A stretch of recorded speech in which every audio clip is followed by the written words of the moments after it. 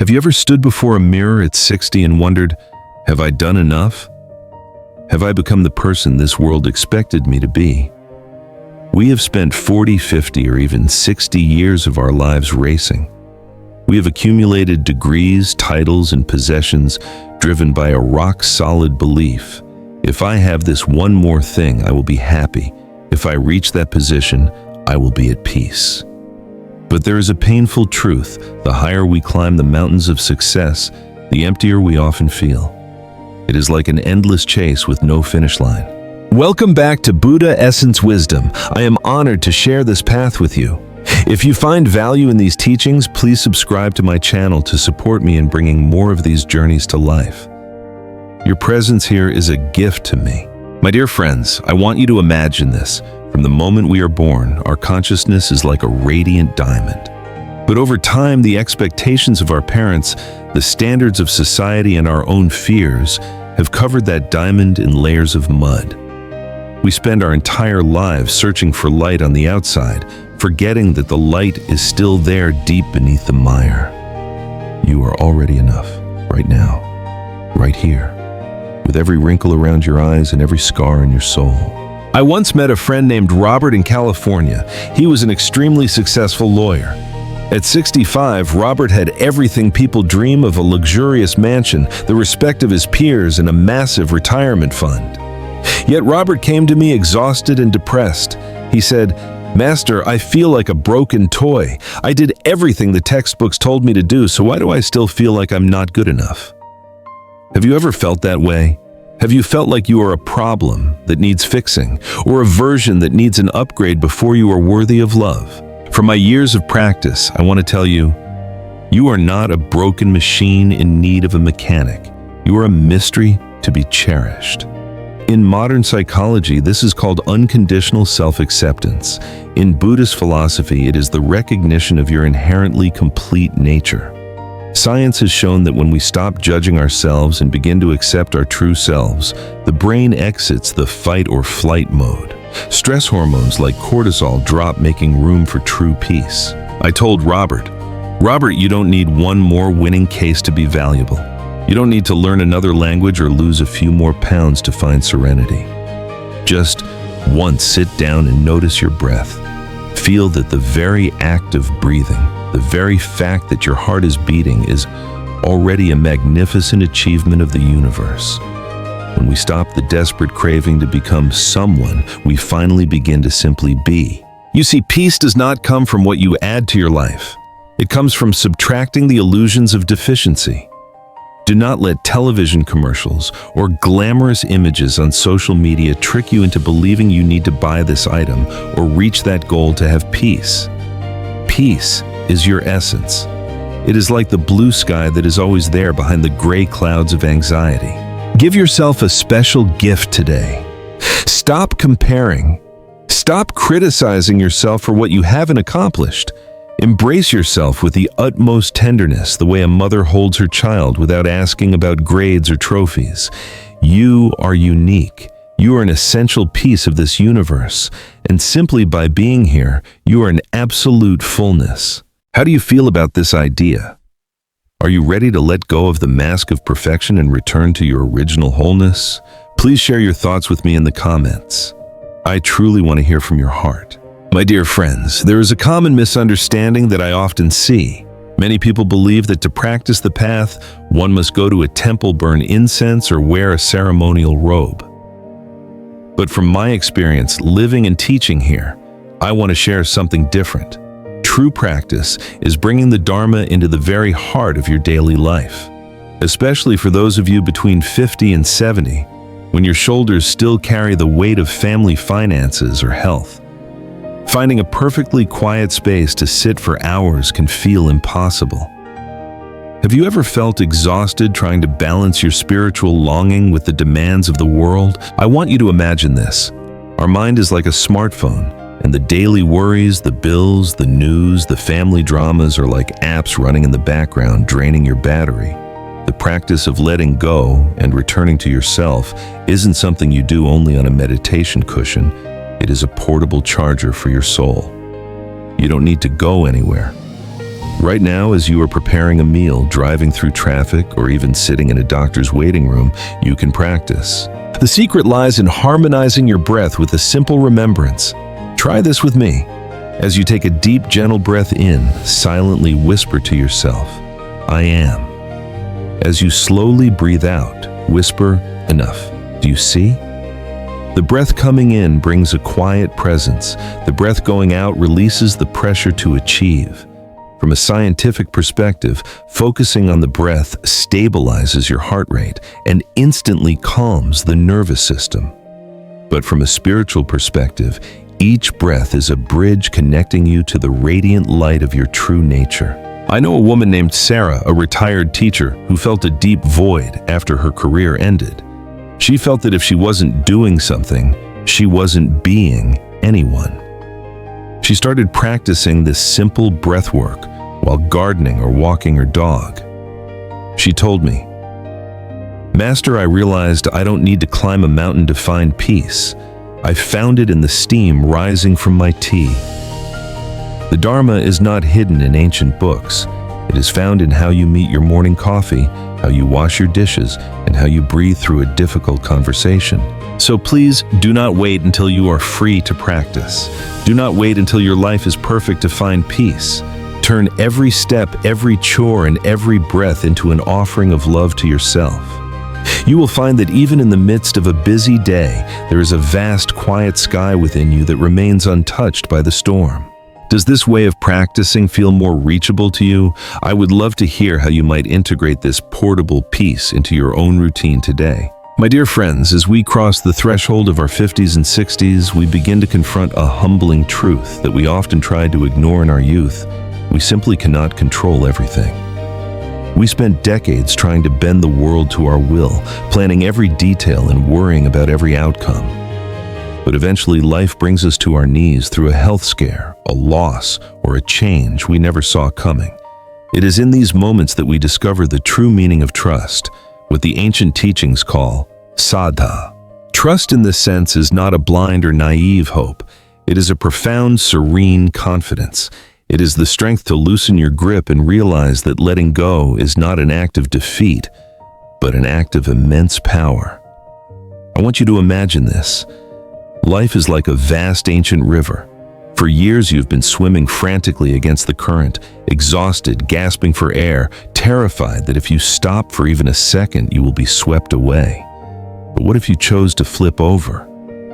What if you simply decided to float? The moment you stop fighting the current, the very water you feared becomes the force that carries you. You realize the river knows exactly where it is going. You don't have to make the river flow. It knows how to flow on its own. Have you ever felt that immense relief when you finally stopped trying to fix a situation that was beyond your control? That sigh of the soul is the beginning of saddha. In my years of working with people in their later stages of life, I've seen that those who find the most peace are not those who have the most certainty, but those who have the most trust. Science tells us that the need for absolute control is one of the primary drivers of chronic anxiety. When we relinquish that need, our bodies finally move out of a state of high alert. Spiritually, we are acknowledging that there is a rhythm to the universe that is deeper than our small, grasping minds. I remember a man named David who was devastated after his business collapsed in his late 50s. He felt he had failed his family and lost his footing. He spent months replaying every mistake. But one day, while sitting by a stream, he watched a fallen branch being carried by the water. It didn't struggle. It simply moved with the flow, sometimes getting caught, sometimes breaking free, but always moving forward. David realized he wasn't a failure. He was just in a different part of the river. By trusting the unfolding of his life, he found a new path in community service that brought him more joy than his business ever had. The detour you are on right now might actually be the road you were always meant to take. Letting life shape you rather than constantly trying to shape life is the ultimate freedom of our elder years. It is a quiet faith that says, I don't know the destination, but I trust the journey. Can you sit for just a moment today without a plan or a fix in mind? Can you allow yourself to be carried by the rhythm of your own heart? I would love to hear about a time in your life when letting go actually led you to something better than you had planned. My dear friends, I want to share a beautiful image with you that has guided many on this path. Imagine a grand ancient mirror. In its original state, this mirror is perfectly clear, reflecting everything exactly as it is without judgment. But over 50, 60, or 70 years, the dust has begun to settle. The dust of labels like, I am a failure or I am a success. The thick grime of old regrets and the cloudy streaks of self-judgment. Eventually, when we look into the mirror of our soul, we no longer see the clarity. We only see the dust. We start to believe that we are the dust. Have you ever felt that way? Have you looked at your life and seen only the mistakes, the should-haves, and the labels that society or your own mind has placed upon you? I want you to imagine this. What if you didn't need to go out and buy a new mirror? What if you didn't need to fix your soul or become a different person? The spiritual path is not about building a new self. It is about an excavation. It is the gentle process of taking a soft cloth and wiping away the dust. Beneath those layers of not enoughness and I should be further along, the mirror is still there, untouched, radiant, and perfectly still. In my years of listening to the stories of people in our age group, I've noticed how much weight we carry from the labels we've inherited. We think we are our careers, our bank accounts, or our roles as parents. But these are just stickers on the glass. When we sit in silence, we are practicing the art of dusting. We aren't trying to create peace. We are revealing the peace that was always there, hidden under the noise of our thoughts. Think of a mirror in a room. Does the mirror get angry when it reflects a storm? Does it become proud when it reflects a sunset? Numb. It simply reflects. Your true nature is exactly like that. It is spacious, clear, and unburdened. This isn't just a poetic idea, it's a psychological reality. When we learn to observe our thoughts as just thoughts rather than who I am, we experience a profound sense of relief. We realize that the regrets of the past are just shadows on the glass that cannot scratch the mirror itself. I once worked with a woman who felt she had wasted years of her life in a job she hated. She was covered in the dust of bitterness.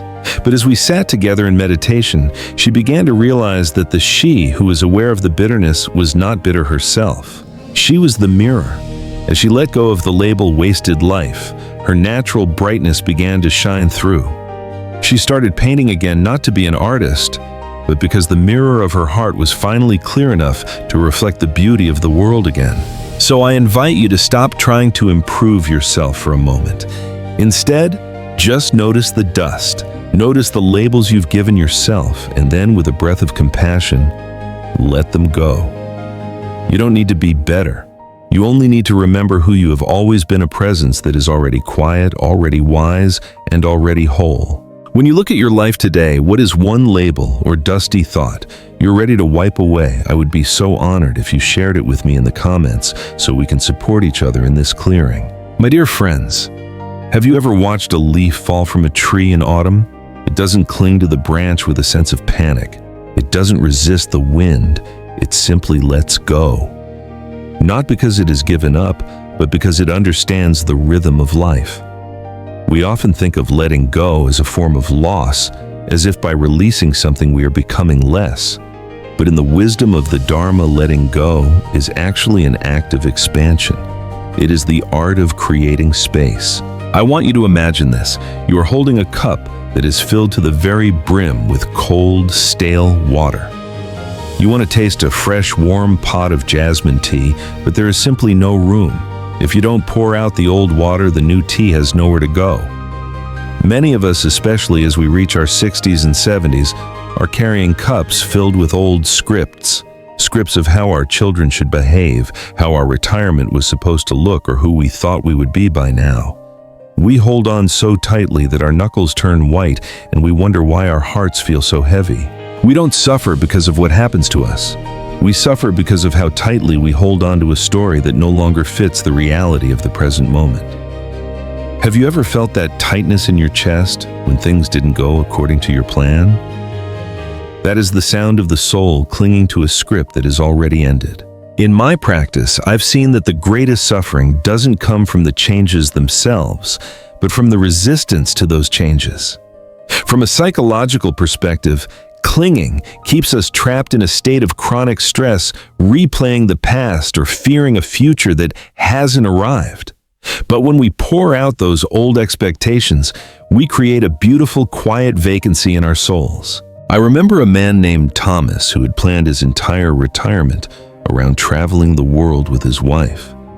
When her health unexpectedly declined, his script was shattered.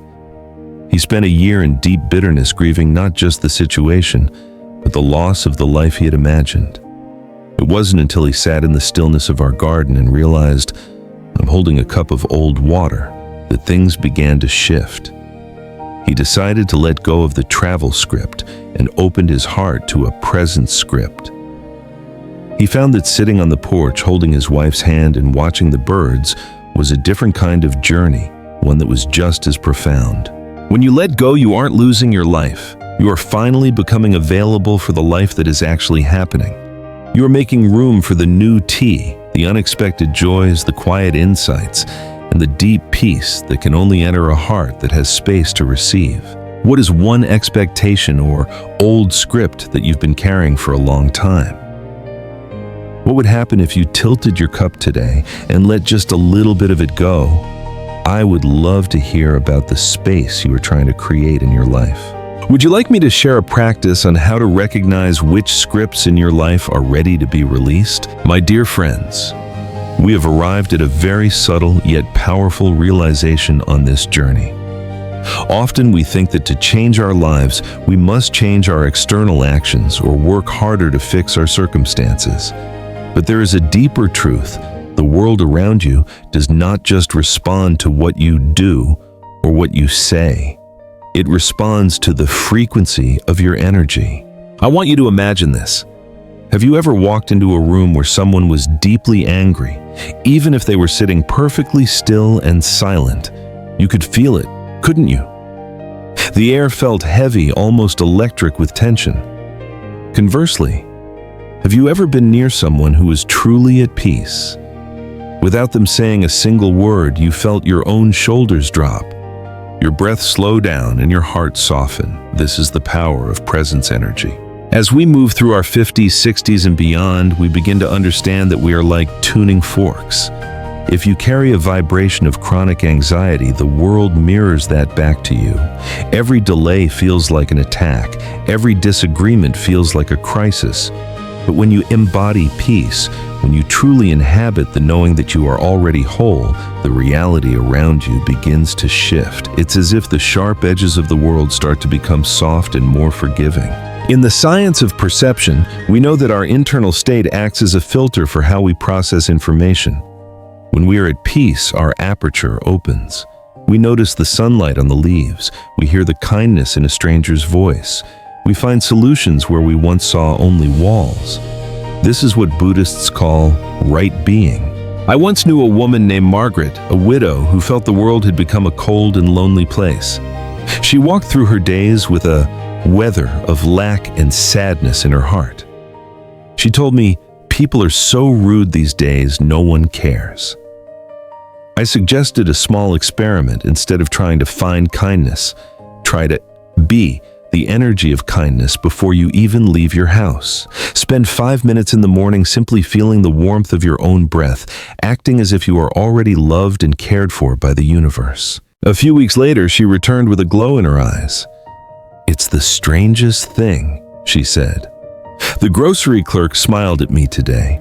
My neighbor offered to help with my garden. It's like the world has changed." But we both knew the secret: the world hadn't changed. Margaret's frequency had. She stopped living as a reaction to the world and started living as a choice.